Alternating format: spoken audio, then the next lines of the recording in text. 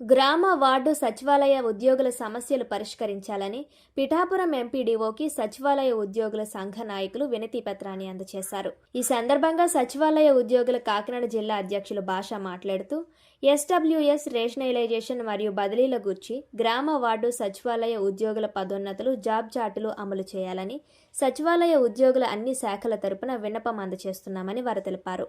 సచివాలయంలోని అన్ని శాఖల ఉద్యోగులకు ప్రమోషన్ ఛానల్ కల్పించి స్పష్టమైన జాబ్ చార్ట్ ఇచ్చి సర్వీస్ రూల్స్ అమలు చేసిన తర్వాత మాత్రమే ట్రాన్స్ఫర్ ప్రక్రియ జరపాలని వారు కోరారు. నమస్కారాలండి. నా పేరు షేక్ మహబూబ్ బాషా, కాకినాడ జిల్లా గ్రామ వార్డు సచివాలయ ఎంప్లాయీస్ యూనియన్ కాకినాడ జిల్లా ప్రెసిడెంట్ అండి.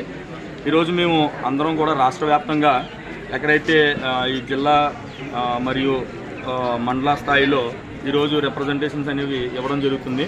దేని గురించి అంటే జీఓఎంఎస్ నెంబర్ 5 అని చెప్పేసి ట్రాన్స్ఫర్స్ సంబంధించి ఒక జీవో ఇవ్వడం జరిగింది. ఈ జీవోలో క్లియర్గా మెన్షన్ చేశారు, నేటివ్ మండల్ ఆర్ నేటివ్ మున్సిపాలిటీలో వర్క్ చేయడానికి, నేటివ్ వార్డులో పనిచేయడానికి గ్రామ వార్డు సచివాలయ ఉద్యోగులకి అవకాశం లేకుండా ఆ జీఓఎంఎస్ నెంబర్ 5 అనేది రిలీజ్ చేయడం జరిగింది.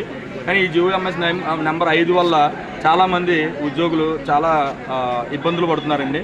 ఎందుకంటే జీఓఎంఎస్ 5 ప్రకారం నేటివ్ మండల్లో ఉద్యోగం చేయడానికి అవకాశం లేదు. నేటివ్ మండలంలో ఎప్పుడైతే మనం ఉద్యోగం చేయలేకపోతున్నామో చాలామంది ఉద్యోగస్తులు ఏంటంటే ఈ టైం టు టైం బేస్డ్ సర్వేలు రావడం, ఆ పొద్దున్న 6 గంటల కంటే 6 గంటలకు వెళ్ళి సర్వేలు చేయడం.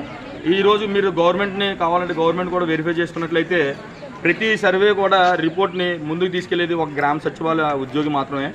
మేము మరీ ముఖ్యంగా గవర్నమెంట్ కోరేది ఏంటంటే మా సొంత మండలాల్లో మాకు గనక ఉద్యోగ అవకాశం కల్పించినట్లయితే మేము ఎంతో యాక్టివ్గా ఇంకా పార్టిసిపేట్ చేసి ఈ వర్క్ అనేది చాలా ఫాస్ట్గా చేయడం అనేది జరుగుతుంది. మరి జీఓఎంఎస్ నెంబర్ 5ను సవరించి నిన్న జీఓఎంఎస్ నెంబర్ 7 అనేది రిలీజ్ చేయడం జరిగింది. ఇందులో ఓన్లీ కేవలం వార్డు వారికి మాత్రమే పరిమితం చేస్తూ, యూఎల్బీలకు పరిమితం చేస్తూ ఈ జీవోని రిలీజ్ చేయడం జరిగింది. కాకపోతే మండల స్థాయిలో పనిచేసే ఉద్యోగి కూడా ఎంతో దూరం ప్రయాణం చేసి ఆ ఉద్యోగం చేయాల్సి వస్తుంది. కాబట్టి మమ్మల్ని కూడా దృష్టిలో పెట్టుకోండి. ఎందుకంటే మాది రికార్డ్ అసిస్టెంట్ పే స్కేల్ కన్నా చాలా తక్కువ పే స్కేలు. మేము ఒకవేళ ఇక్కడి నుంచి మాకు చూసినట్లయితే నెలకి 30,000 రూపాయల జీతం వస్తుంది. ఈ 30,000 రూపాయల జీతంతో ఈ మండలం కాకుండా వేరే మండలం అంటే సొంత ఇల్లు వదిలేసుకుని వేరే ఇంటికి వెళ్ళి అక్కడ రెంట్ తీసుకుని రెంట్కి హౌస్ తీసుకుని ఈ డబ్బులన్నీ మేము భరించే అవకాశం అయితే మాకైతే మాత్రం ఎటువంటి పరిస్థితుల్లోనూ లేదు. కాబట్టి ఈ గవర్నమెంట్ మమ్మల్ని గుర్తించి ఈ జీఓఎంఎస్ నెంబర్ 7ను కూడా సవరించి మాకు కూడా మండల స్థాయి ఉద్యోగాలు కల్పించాలని చెప్పేసి మండలంలో కూడా నేటివ్ మండలంలో కూడా ఉద్యోగం కల్పించాలని చెప్పేసి ప్రభుత్వాన్ని వినతిగా కోరుకుంటున్నాం సార్. రేషనలైజేషన్ ప్రక్రియ, ఈ రేషనలైజేషన్ ప్రక్రియ అనేది మనకి ఈ గవర్నమెంట్ వచ్చిన తర్వాత పారదర్శకంగా ఈ రేషనలైజేషన్ ప్రక్రియ అనేది స్టార్ట్ చేశారు. ఆ రేషనలైజేషన్ ప్రక్రియ కూడా మంచిదే అని చెప్పేసి అందరూ కూడా డిసైడ్ చేసుకుని ముందుకెళ్ళాం. కాకపోతే ఇందులో మిగిలిన ఉద్యోగులకి ఎటువంటి ఉద్యోగ అవకాశం కల్పిస్తున్నారు అన్నది మనకి ఎటువంటి ఇన్ఫర్మేషన్ మరియు దానిపై ఎటువంటి క్లారిటీ కూడా ఇవ్వలేదు ఇప్పుడు దాకా గవర్నమెంట్. ప్రమోషన్ ఛానల్ అనేది క్రియేట్ చేయడం కానీ ప్రమోషన్స్ ఇచ్చే ప్రక్రియ కానీ చాలా త్వరగతిన అవుతుందని చెప్పేసి మేము కోరుతున్నాము.